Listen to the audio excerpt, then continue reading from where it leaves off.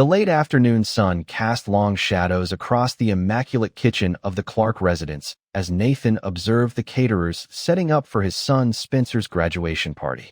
Standing at 6 feet 2 inches with steel gray eyes and the composed demeanor that had served him well through countless surgeries, Nathan reached for his coffee while maintaining a careful watch on the scene unfolding before him. The head caterer approached him with a clipboard. "Dr. Clark, where would you like the seafood station?" "The west side of the pool area should work well," Nathan replied, his voice carrying the quiet authority that had earned him respect in both the operating room and boardroom. "Just ensure it's under the awning to avoid direct sunlight." Through the kitchen window, he caught sight of his wife, Marilyn, directing the decoration team. 25 years of marriage had taught him to read the subtle tells in her movements, the slightly too precise gestures, the artificial brightness of her smile. At 52, Marilyn still turned heads with her tennis-toned figure and carefully maintained appearance, but Nathan had long since learned to see past the polished surface. "Nathan," Marilyn's voice carried that familiar edge of urgency as she swept into the kitchen, her designer sundress rustling. "Could you help with the decorations inside? The living room still needs attention before." Bond could respond to his brother, Howard, who emerged from the pool area with a casual demeanor that seemed just a shade too calculated. "I've got the backyard handled," Howard added quickly, running a hand through his salt and pepper hair. "Those string lights won't hang themselves." Nathan nodded, maintaining his neutral expression even as his hand brushed against the phone in his pocket.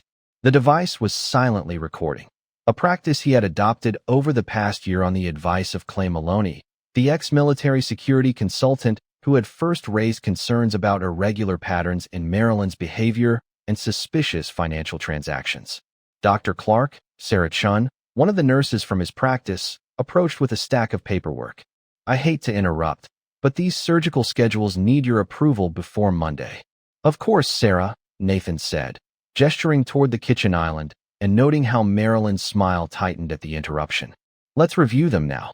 As Sarah spread out the documents, Nathan caught the flash of irritation that crossed Howard's face. His brother had always been the more personable one, content with his role as hospital administrator while Nathan pursued his surgical career. Now, watching Howard's hand brush against Marilyn's arm in what might appear to be an innocent gesture, Nathan reflected on how that congeniality had served as the perfect cover. "Dad," Spencer's voice carried across the kitchen as he bounded in, all 6 feet of youthful energy barely contained in his graduation suit. "Can you help me with something?" "It's about the medical school application." Nathan studied his son's face, so like his own, or so he had always thought. "What's on your mind?" "It's the personal statement," Spencer began, leading Nathan toward his study. "I want to mention the volunteer work at the hospital, but I'm not sure how to frame it." Through the study window, Nathan had a clear view of the pool area. He watched as Howard reappeared, moving with too much familiarity in a space that wasn't his. In his home, the security cameras Clay had installed 6 months earlier would be capturing every moment. Spencer Nathan spoke deliberately. "Why don't you tell me about the hospital volunteering? All of it." His son shifted uncomfortably. "What do you mean?" "The hours you logged when I was in surgery, the time you spent with Uncle Howard." Spencer's phone buzzed, his girlfriend Katie's name flashing across the screen. "I should take this," he muttered, relief evident in his voice as he stepped out of the study. Nathan returned to the kitchen, timing his movements precisely. The caterers had moved outside, leaving the space momentarily empty. Through the window, he watched as Howard pulled Marilyn close behind a decorative trellis, their kiss speaking of years of practiced deception. Nathan's hand tightened around his coffee cup, but his expression remained impassive. 20 years of performing high-stakes surgery had taught him the value of steady hands and careful timing. Marilyn's laugh carried across the yard, sharp and triumphant. 20 years of family vacations, and you really thought we were just close in-laws?" she was saying to Howard, unaware of Nathan's presence at the window. "The best cover is hiding in plain sight," Howard replied, his hand lingering on her waist. Nathan was always too busy saving lives to notice what was happening in his own home. They turned, finally spotting Nathan at the window. Instead of shame or guilt, Marilyn's expression showed only arrogant satisfaction. "Well," she said, her voice carrying clearly through the open window, "I suppose the charade can finally end. Even the kids call him Daddy, when you're not around. Nathan Spencer appeared beside Nathan, his face a mix of defiance and guilt.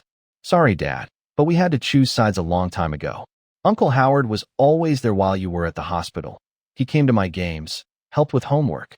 Nathan smiled, reaching into his jacket pocket where Clay's USB drive sat heavy with evidence. Interesting choice, he remarked quietly, his tone causing Spencer to retreat an involuntary step. Let us discuss your definition of family. Oh, please, Marilyn scoffed, striding into the kitchen with Howard close behind. Are we truly going to stage a scene at Spencer's graduation party? How typically dramatic of you, Nathan. Dramatic? Nathan's voice remained level as he turned to face them. I would say 20 years of systematic deception is rather dramatic, wouldn't you, Howard? Although I suppose managing two families must have required quite the performance. Howard's face reddened. You have no idea what you're talking about. You were never here. Always at the hospital, always in surgery. Someone had to be there for Marilyn, for Spencer. Someone had to help themselves. To my family, you mean? Nathan's smile did not reach his eyes. And my accounts. The offshore transfers were a nice touch.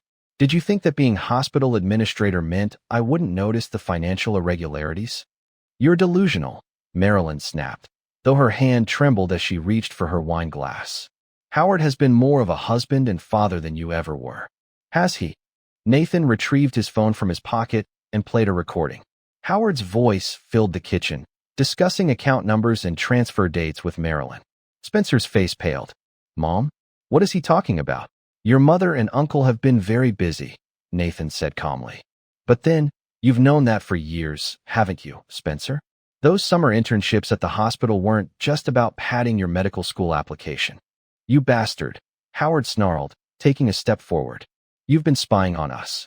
Gathering evidence, Nathan corrected. There's a difference, though I suppose ethics was never your strong suit, brother. Marilyn's laugh turned bitter. And what are you going to do with this supposed evidence? Ruin your son's graduation party? Destroy our family's reputation? Our family. Nathan's voice carried a dangerous edge. No, Marilyn, this ceased to be our family a long time ago. You made your choice. He turned to Spencer. And so did you. Dad, please, Spencer began, but Nathan cut him off. Save it. The party's over. Nathan moved toward the door, his voice carrying clearly. Enjoy your celebration. Tomorrow, we begin discussing consequences. The silence that followed him was broken only by the sound of Marilyn's wine glass shattering against the kitchen floor. Nathan walked to his car, his steps measured and calm. In his pocket, his phone continued recording, capturing the panicked conversation that erupted behind him. Clay was waiting in a black SUV across the street, his military training evident in his alert posture. Everything recorded, Dr. Clark. Every word. Nathan slid into the passenger seat. Contact Morrison. Tell him to prepare the legal documents for tomorrow morning. 8 a.m. sharp. Clay confirmed, starting the engine. The security team will have the house monitored all night. Nathan nodded, watching through the tinted windows as Howard emerged from the house, gesturing angrily as he spoke on his phone. 20 years of betrayal would end with precision, timing, just like every surgery Nathan had ever performed. One more thing, Nathan added as they pulled away from the curb. Contact the hospital board. I think it's time for an emergency meeting about financial irregularities in the administration. The next morning dawned clear and bright, a sharp contrast to the storm about to break. Nathan arrived at precisely 8 a.m., Morrison's leather briefcase in one hand and Clay's USB drive in the other. Marilyn answered the door in her silk robe, her careful makeup not quite hiding the signs of a sleepless night. What's this? Her hand trembled as she took the envelope Nathan held out. Divorce papers, he replied calmly, sliding the USB drive across the kitchen counter. And this contains 20 years of surveillance footage, phone recordings, and bank transfers. Did you really think I would remain unaware? You would never have noticed the funds being transferred to offshore accounts. You cannot prove anything, Marilyn snapped, though her face had gone pale as she stared at the drive. Every family vacation, every business trip, along with Howard Spencer's college fund transfers. It is all documented here. Nathan stood, straightening his suit jacket. You have 1 hour to leave the house. The locks will be changed at 9. You cannot do this. Marilyn's voice rose. This is my home. It was your home, Nathan corrected. Morrison will explain the temporary restraining order. I suggest you read it carefully, especially the section regarding electronic communication and financial transactions. I will fight you, she hissed. Howard and I both will. You will lose everything. Nathan paused at the door, looking back at the woman he had once loved. No, Marilyn. You have already lost everything. You just did not realize it until now. As he walked to his car, Nathan could hear Marilyn's angry sobs through the open window, but his steps did not falter. In the surgical theater, hesitation meant death. In life, he had learned it meant something worse. The slow death of dignity and self-respect. His phone buzzed with a text from Clay, confirming that Howard had just been served similar papers at his home. Nathan smiled as he started his car. The first incision had been made. Now it was time to excise the cancer that had grown in his life with the same precision he had used to save countless patients. The war was only beginning, but Nathan Clark had never lost a battle he was prepared for, and he had been preparing for this one for a very long time. The morning sun cast harsh shadows across Ian McKinn's polished conference table as Howard paced the room. 1 week had passed since Nathan's devastating revelation, and the hospital administrator's usually confident demeanor had given way to barely contained panic. He has everything, Howard muttered, running his hands through his disheveled hair. The recordings, the transfers. Sit down, McKinn commanded, his reputation for aggressive war tactics preceding him. Evident in his shark-like smile, this is not my first case involving surveillance. Your brother may think he is clever, but you do not know Nathan. Marilyn interrupted, her designer outfit failing to hide the strain of the past week. He does not make moves unless he is certain of the outcome. McKinn leaned forward, his expensive suit creaking. Then we change the game. Attack his reputation, his credibility. The controlling husband, obsessed with surveillance, fabricating evidence out of paranoia. The hospital board. Howard's eyes lit up. I have built relationships there for years. Nathan has always been the outsider, focused on his surgeries. Perfect, McKinn began typing on his laptop. I will draft a statement suggesting psychological evaluation, questioning his fitness to practice. Marilyn's laugh held a bitter edge. Nathan unfit? He has performed more successful surgeries than any other doctor in the state. Success can feed obsession, McKinn countered. Howard, set up a board meeting. Make it seem like you are concerned about your brother's mental state. The emergency board meeting was scheduled for the following day. Howard stood before the gathered members, his performance carefully calibrated to project worried sincerity. Nathan has always been obsessed with control, Howard told the assembled board members, his voice carrying just the right note of reluctant concern. These accusations, their fabrications are born from his inability to handle Marilyn's independence. Dr. Wade Rhodes, the board chairman, who had been quietly supporting Howard's administrative decisions for years, nodded sympathetically. These are serious concerns, Howard. Perhaps a mandatory leave of absence. The boardroom door opened. Nathan walked in, Clay Maloney's imposing figure following with a laptop. Perfect timing, Nathan's voice cut through the murmurs. I was hoping to discuss some financial irregularities myself. Howard's face paled. This is a closed meeting about my mental health. Nathan smiled, an expression reminiscent of a surgeon poised to make the first incision. The timing was particularly interesting, considering what Clay had uncovered in the hospital's auxiliary accounts. Clay connected the laptop to the presentation screen, and numbers began scrolling, followed by recordings. Howard's voice filled the room as he discussed fund transfers with Wade. Just move it through the equipment budget, Howard was saying. Nathan's too busy in surgery to notice. RH's face turned ashen as his own voice emerged. The board audit won't catch it if we, I think, Nathan said into the silence that followed. We should discuss a different kind of leave of absence. The next few weeks unfolded like a carefully orchestrated surgery. Each revelation was timed for maximum impact. Each piece of evidence was deployed with precision. During a particularly tense deposition, Spencer sat across from Nathan, his expensive shirt wrinkled from hours of questioning. You don't understand, Dad, Spencer pleaded, his facade of defiance cracking. Mom and Uncle Howard said you destroy everyone if you ever found out. They said you were dangerous. Nathan studied the young man he had raised, now seeing the subtle resemblances to Howard that he had overlooked for years. No, son, he replied. They were the dangerous ones, and you chose their side. They needed help hiding the transfers, Spencer continued, his voice small. Just small things at first. When I was 15, running errands, delivering documents.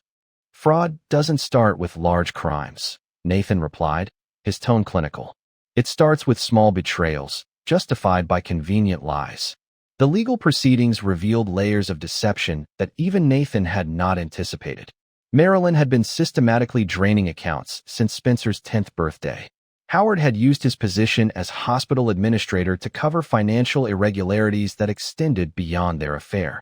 The evidence mounted, each revelation more damning than the last, during a settlement negotiation. Marilyn's mask of sophistication finally cracked. "You're enjoying this," she spat across the conference table. "Destroying everything we built." "Everything you stole," Nathan corrected calmly. "There's a difference. We had a life before you became obsessed with your career," she countered. "Howard was there when you were playing hero in the operating room." "Playing hero?" Nathan's laugh held no humor. "While I was saving lives, you were stealing from those same patients the foundation funds. Marilyn, did you think I wouldn't find those transfers?" Howard slammed his hand on the table. "You self-righteous bastard.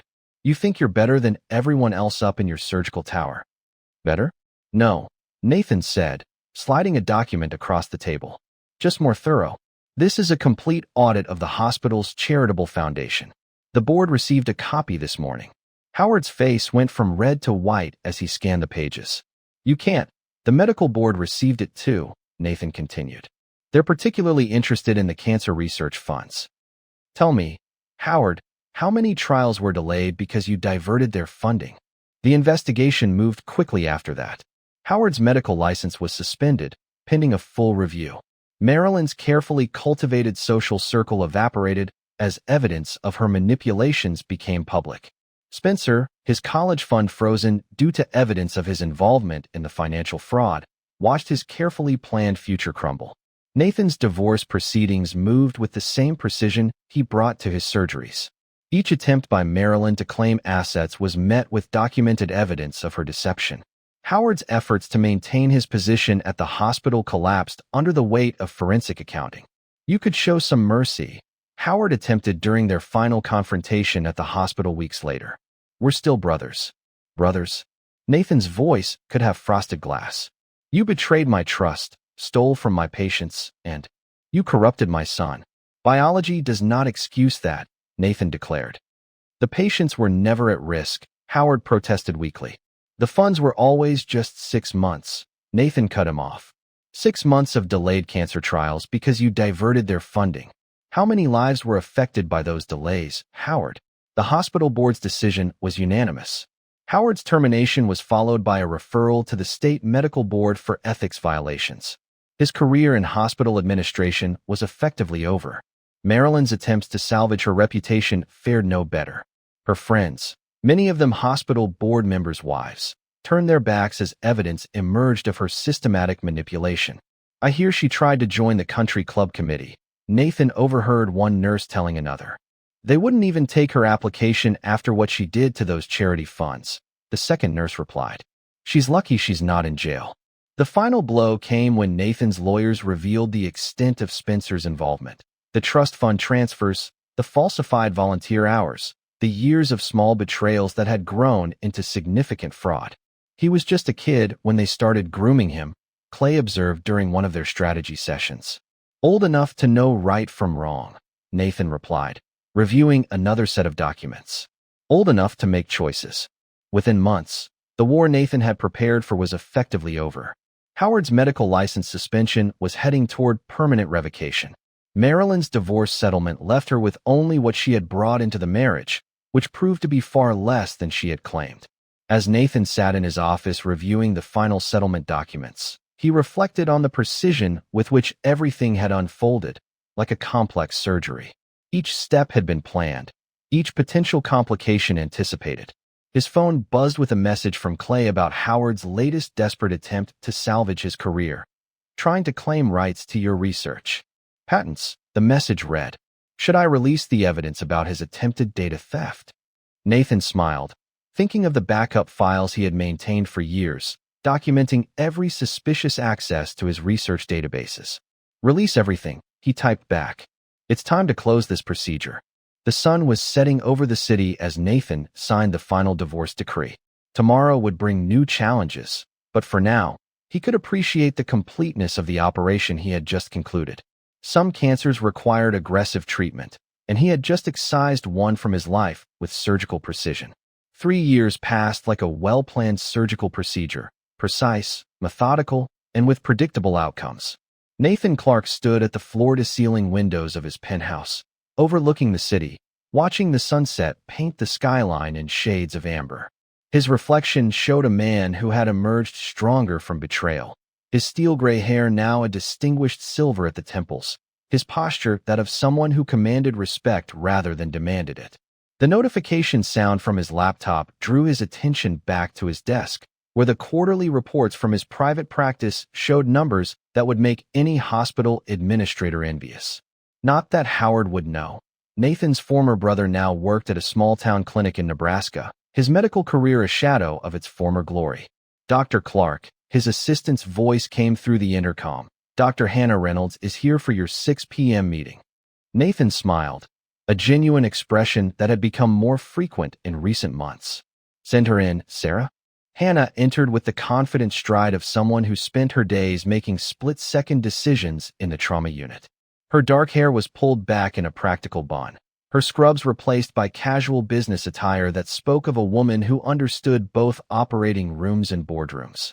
Quarterly numbers look good, she noted, glancing at his screen. I'm more interested in dinner. I've got an hour before I'm back on call. Their relationship had developed naturally over the past year, built on a shared understanding of dedication and integrity. Hannah had been chief of trauma surgery when the truth about Howard's mismanagement of hospital funds came to light. Italian, Nathan suggested, reaching for his jacket. There's a new place downtown. His phone buzzed with an email notification. The sender's name made him pause. Spencer Clark. I need to see you. It's important. Hannah read the message over his shoulder, her expression concerned. Are you going to respond? Yes, Nathan replied, his voice neutral. This was inevitable. The meeting was scheduled for the following Tuesday. Nathan sat behind his desk, watching Spencer approach through the office windows. His once son looked older than his 21 years. The expensive clothes had been replaced by worn jeans and a shabby jacket. I need help with college tuition, Spencer began without preamble, dropping into the chair across from Nathan. Mom and Howard can't. Before you continue, Nathan interrupted, opening his desk drawer to remove 2 sealed envelopes. Read these. Spencer's hands trembled slightly as he opened the first envelope. The DNA test results were clear, clinical in their devastation. The second envelope contained transcripts, years of recorded conversations between Spencer, Howard, and Marilyn, plotting their deceptions. Howard is your biological father, Nathan said quietly, watching the color drain from Spencer's face. He has been since before you were born. That's why you had to choose sides. You were always on his side. Dad, Spencer's face crumpled, the arrogance of graduation day long gone. I'm not your dad. I never was. That was your first betrayal, letting me believe I was. We didn't. I didn't know until when? Nathan's voice remained steady. When did you start helping them hide evidence? 15, wasn't it? Old enough to know right from wrong. Spencer slumped in his chair. Mom said you'd help with tuition. Said you wouldn't want your reputation damaged by having your son drop out of college. My reputation? Nathan's laugh held no warmth. My reputation is built on integrity, Spencer. Something you, Howard, and Marilyn never understood. Howard lost everything, Spencer protested. The clinic barely pays enough for them to survive. Mom had to sell her jewelry. Just actions have consequences. Nathan cut him off. Your mother's social circle evaporated because she stole from their charity foundations. Howard's medical license was suspended because he diverted cancer research funds. Your college fund was frozen because you helped them hide the evidence. These aren't tragedies, Spencer. They're justice. So that's it. You're just going to let Spencer caught himself. Let me drop out of college. Nathan reached for another folder. These are the names of every cancer patient whose treatment was delayed because Howard diverted research funds. Read them. Understand what your real father did to people who trusted him with their lives. Spencer's hands shook as he scanned the list. I didn't know. You knew enough, Nathan replied. Now you know more. Consider it your final lesson from me. As Spencer left the office, Nathan felt no remorse. His phone buzzed with a message from Hannah about dinner plans. On his desk, a photo of his new charitable foundation's first scholarship recipients, all children of cancer patients, reminded him that family wasn't always about blood. That evening over dinner at their favorite restaurant, Hannah watched him with understanding eyes. "Spencer came by the trauma unit today," she said. "Asked if I could talk to you about reconsidering. And I told him that integrity isn't negotiable." Hannah's smile was fierce. He didn't like that answer. Nathan nodded, appreciating once again how well she understood him. Their relationship had grown from mutual respect into something deeper, built on shared values and unwavering principles. Shared values, rather than decades of lies, defined the new morning. The dawn brought news that Howard and Marilyn had made one final attempt to claim a portion of Nathan's recent medical patents. The effort failed spectacularly when Nathan's legal team presented evidence of Howard's previous attempts to steal research data. "They never learn," Clay Maloney remarked, dropping the legal documents onto Nathan's desk. "Still trying to take what isn't theirs." "Old habits," Nathan replied, signing the final restraining order that would prevent any future contact. "How is the foundation progressing?" "The first round of scholarships was distributed last week. The board is impressed with how you've transformed Howard's fraud into something positive." Nathan gazed out over the city he now called home. The view from his office reminded him of how far he had come since that afternoon by the pool, watching his world unravel. He had lost a family built on deception, but had gained something more valuable: the truth about loyalty and the strength to stand alone rather than compromise his principles. Later that evening, while dining with Hannah at his penthouse, Nathan realized something profound. She was discussing a complex trauma case, her passion for saving lives mirroring his own dedication to his patients. Here was someone who understood that sometimes the best revenge was not about destruction, but about rebuilding something stronger from the ashes of betrayal. "You're quiet tonight," Hannah observed, pouring another glass of wine. "Just thinking about choices," Nathan replied, "and consequences." "Regrets?" she asked, though her tone suggested she already knew the answer. "No," Nathan said firmly. "Just appreciation for truth. It's cleaner than comfortable lies." His phone buzzed one final time, a notification that Howard's attempt to appeal his license suspension had been denied. Nathan silenced the phone without reading the full message. Some chapters needed to remain closed. The city lights sparkled below, a testament to life's enduring resilience. Moving forward, Nathan had reconstructed his world with the same meticulous precision he applied to his surgical practice, excising the malignancy of betrayal and ensuring it could never reemerge. The void left by loss had been supplanted by something far superior: integrity, purpose, and the profound understanding that, at times, the most resilient families are those forged by choice rather than inherited by birth. As Hannah outlined strategies for broadening the Foundation's scholarship initiatives, Nathan sensed the final vestiges of his former existence dissolve into insignificance. He had eradicated the cancer of treachery from his life with surgical exactitude, and in its stead, he had erected something infinitely more precious: a life anchored in truth, upheld by integrity, and enriched by authentic relationships. The cost of betrayal had been steep, yet the dividends of honesty were demonstrating their worth through every agonizing step of the journey. Epilogue. 5 years after the reckoning, the modest town clinic in Nebraska where Howard was now employed bore little resemblance to the esteemed hospital he once oversaw. The flaking paint and antiquated equipment stood as constant testaments to his precipitous fall from grace. At 58 years of age, his once imposing demeanor had withered into that of a resentful individual, attending to commonplace influenza cases and minor traumas. "Dr. Andrews, your next patient is ready," the receptionist announced, intentionally employing Howard's mother's maiden name. Following the scandal, he had been compelled to adopt it, as the Clark surname carried excessive baggage in medical communities, all of it unfavorable. His office, a confined space illuminated by harsh fluorescent lights, housed an assortment of newspaper clippings he compulsively gathered, each chronicling Nathan's ongoing achievements. The most recent featured Nathan accepting a humanitarian accolade for his charitable foundation's efforts in delivering medical services to disadvantaged children. Marilyn, now bearing the full weight of her 55 years, served as a receptionist in a local dental practice. Her erstwhile designer wardrobe had been exchanged for garments from discount retailers. Her once perfect manicures were now chipped and self-maintained.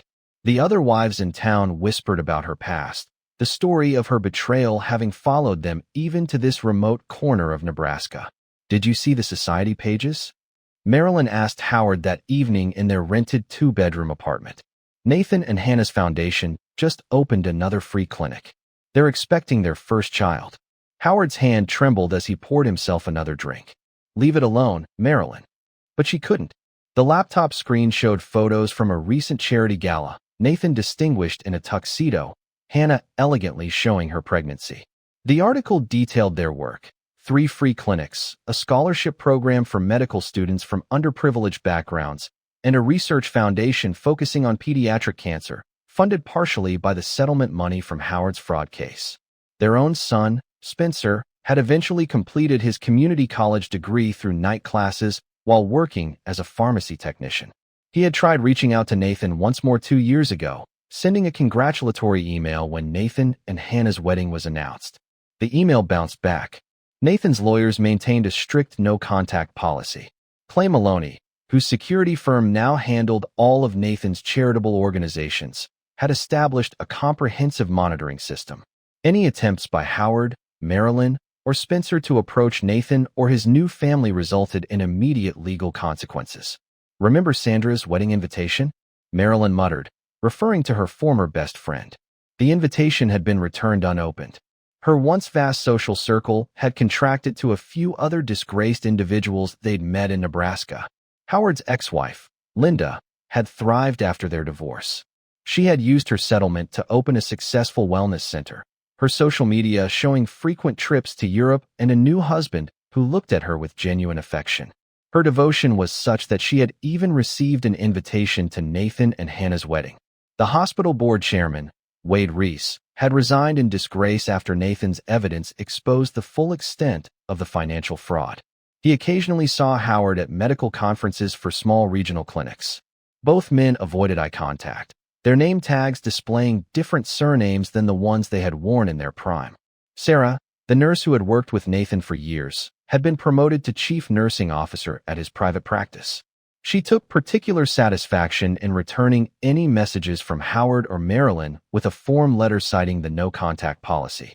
"We should never have tried to claim those patents," Marilyn said, closing the laptop.